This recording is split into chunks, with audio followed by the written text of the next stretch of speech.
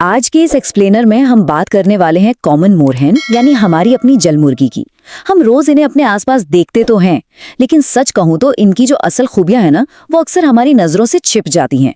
दिखने में एकदम साधारण सी लगने वाली ये जल मुर्गी असल में कुदरत का एक बहुत ही शानदार करिश्मा है। चलिए जानते हैं कैसे। तो शुरुआत करते हैं एक बहुत ही दिलचस्प सवाल से। जरा सोचिए, एक ऐसा पक्षी जो जमीन पर बिल्कुल एक मुर्गी की तरह फर्राटे से दौड़ता है और जिसके पैरों में बत्तख जैसी झिल्ली, जिसे हम वेब्ड फीट कहते हैं, वो भी नहीं होती, फिर भी वो पानी पर राज कैसे कर लेता है। अजीब है ना? यही वो रहस्य है जो इसे इतना खास बनाता है। तो चलिए सबसे पहले इस वाटर चिकन पैराडॉक्स यानी जल मुर्गी के इस अनोखे विरोधाभास को समझते हैं। इसका नाम ही अपने आप में पूरी कहानी है। जल मुर्गी मतलब जल यानी पानी और मुर्गी यानी चिकन। जब लोगों ने इसे जमीन पर मुर्गियों की तरह चलते और दाना चुगते देखा तो इसे मुर्गी मान लिया, लेकिन भाई इसका ज्यादातर समय तो पानी में गुजरता है। तो बस जमीन और पानी की इन दोनों आदतों ने मिलकर इसे ये एकदम सटीक नाम दे दिया, जल मुर्गी। अब आप इसका दोहरा स्वभाव देखिए। एक तरफ ये जमीन पर रहने वाले पक्षियों की तरह जमीन से बिखरा हुआ दाना चुगती है और तेजी से दौड़ लगाती है, और दूसरी तरफ बिना झिल्लीदार पंजों के भी ये एक एक्सपर्ट स्विमर है, एकदम बत्तख की तरह। पानी में शिकार करने में भी इसका कोई जवाब नहीं है। आगे बढ़ते हैं और देखते हैं कि इसकी शारीरिक बनावट और खास क्षमताएं इसे सर्वाइवल में कैसे मदद करती हैं। पहली नजर में देखने पर लगेगा कि ये बस एक गहरे स्लेटी या काले रंग का आम सा पक्षी है, लेकिन अगर ध्यान से देखेंगे तो इसके शरीर पर कई खूबसूरत रंग दिखेंगे, जैसे इसकी ये चमकीली लाल चोंच जिसका आगे का हिस्सा पीला होता है।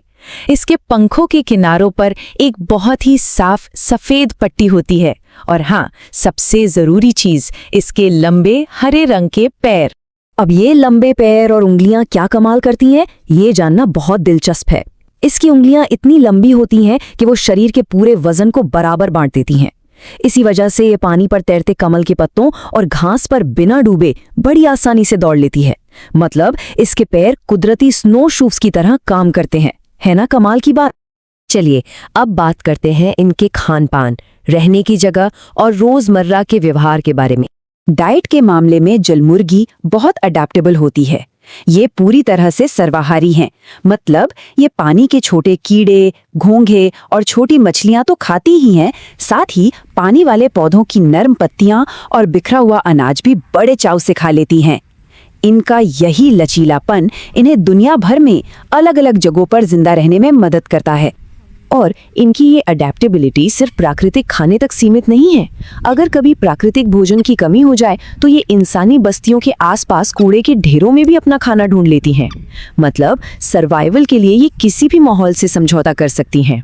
दिनचर्या की बात करें तो ये अक्सर सुबह सुबह या फिर ढलती शाम के समय सबसे ज्यादा एक्टिव होती हैं। इनकी एक बड़ी ही तेज क्वैक की आवाज होती है जो आपको अक्सर वेटलैंड्स के आसपास सुनने को मिल जाएगी। वैसे जब ये उड़ती हैं ना तो काफी अनाड़ी सी लगती हैं, क्योंकि उड़ते समय इनके वो लंबे पैर हवा में ऐसे ही नीचे लटकते रहते हैं। अब आते हैं इनके परिवार और उन खतरों पर जिनका इन्हें रोज सामना करना पड़ता है। जब इनके चूजे अंडे से बाहर आते हैं तो वो बिल्कुल छोटे काले कॉटन बॉल्स या रुई के गोलों जैसे दिखते हैं। बहुत ही प्यारे लगते हैं। और सबसे हैरान करने वाली बात यह है कि जन्म के कुछ ही घंटों के अंदर ये छोटे छोटे चूजे तैरना भी सीख जाते हैं और इनके माता पिता दोनों मिलकर इनकी हिफाजत करते हैं। लेकिन सच कहूं तो इस प्यारे से परिवार के लिए जिंदगी इतनी आसान नहीं है। इनके घोंसले पानी पर तैरते पौधों या झाड़ियों में होते हैं और इन पर चारों तरफ से खतरा मंडराता रहता है। आसमान से बाज और चील की नजर होती है। पानी के अंदर बड़ी मछलियां और सांप घात लगाए बैठे रहते हैं और किनारों पर कुत्ते बिल्लियों का डर। ये लिटरली सर्वाइवल का एक चौतरफा युद्ध है। अब इतने सारे दुश्मनों से बचने के लिए इनके पास एक एकदम निंजा जैसी तकनीक होती है। इनकी सुनने की शक्ति गजब की होती है। जैसे ही जरा सी भी आहट मिलती है ये तुरंत पानी के अंदर डुबकी लगा लेती हैं। और छिपने के लिए क्या करती हैं? सिर्फ अपनी चोंच का ऊपरी हिस्सा पानी के बाहर रखती हैं ताकि सांस ले सकें, बिल्कुल किसी अंडर वाटर स्नॉर्कल की तरह। चलिए अब इस एक्सप्लेनर के आखिरी हिस्से की तरफ बढ़ते हैं, हमारे स्थानीय जल निकायों यानी लोकल वाटर बॉडीज का संरक्षण। ये सारी सुपर पावर्स होने के बावजूद आज जल मुर्गी एक बहुत ही गंभीर खतरे का सामना कर रही है। बढ़ता प्रदूषण और तेजी से सूखते हमारे स्थानीय तालाब इनका घर छीन रहे हैं। इनकी हर माहौल में ढल जाने की जो गजब की क्षमता है, उसकी आज सबसे बड़ी परीक्षा हो रही है। अगर हमें इन्हें बचाना है तो हमारे आसपास के जल निकायों का साफ रहना बहुत जरूरी है। और यहीं पर हमें खुद से एक बहुत ही अहम सवाल पूछना चाहिए। अगर हमारे आसपास के तालाब और झीलें इसी तरह गायब होती रहें तो क्या आने वाली पीढ़ियां कभी जल मुर्गी की वो तेज और जीवंत आवाज सुन पाएंगी? इन छिपे हुए चमत्कारों को बचाने का बस एक ही तरीका है, और वो है अपने स्थानीय तालाबों और झीलों का संरक्षण करना। आज के इस एक्सप्लेनर में बस इतना ही। उम्मीद है अगली बार जब आप किसी तालाब के पास से गुजरेंगे तो इस अनोखे पक्षी को एक बिल्कुल नई नजर से देखेंगे।